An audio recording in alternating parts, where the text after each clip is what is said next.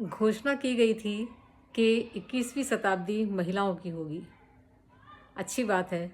हालांकि मेरे हिसाब से तो हर शताब्दी महिला और पुरुष दोनों की ही होना चाहिए, क्योंकि दोनों एक दूसरे के पूरक हैं।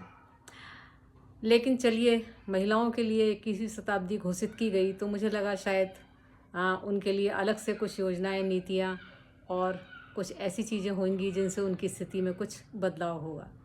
लेकिन मुझे लगता है महिलाओं की स्थिति तो जस की तस है, जैसे पहले थी वैसी ही आज है। आज भी उनके साथ हिंसा और अत्याचार के कई मामले, कई समाचार सुनाई पड़ते हैं, दिखाई देते हैं। उनकी उस स्थिति में कोई ज़्यादा फ़र्क नहीं आया। दुर्भाग्य की बात है कि आज भी अधिकांश महिलाओं को ये नहीं पता कि 40 साल की उम्र में माहवारी बंद होने के पहले उसका प्रोसीजर शुरू हो जाता है।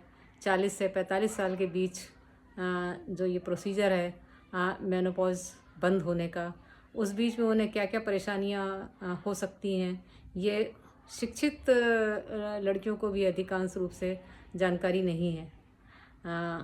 उस बीच में माहवारी अनियमित होना, रुक रुक कर आना, ज़्यादा आना, जोड़ों में दर्द और स्वभाव में चिड़चिड़ापन, गुस्सा ज़्यादा आना, ये सब एक सामान्य प्रक्रिया है। लेकिन उन्हें नहीं मालूम, जबकि ये एक ज़रूरी हिस्सा है, सभी को पता होना चाहिए, जिससे वो इस मेनोपॉज की जो स्थिति है उससे सामान्य रूप से निपट सके और ये माने कि ये जो हो रहा है ये सब एक हार्मोनल डिस्टर्बेंस की वजह से है, क्योंकि पूरा एक अंग का जो प्रोसीजर है वो बंद होता है। तो देखिए, इतनी बड़ी बात है और वो अधिकांश महिलाओं को पता ही नहीं है। आज भी अधिकांश किशोर उम्र की बच्चियों को यौन शिक्षा देने का कोई प्रावधान नहीं है, जिससे वो अपने स्वास्थ्य के प्रति जागरूक हो सकें।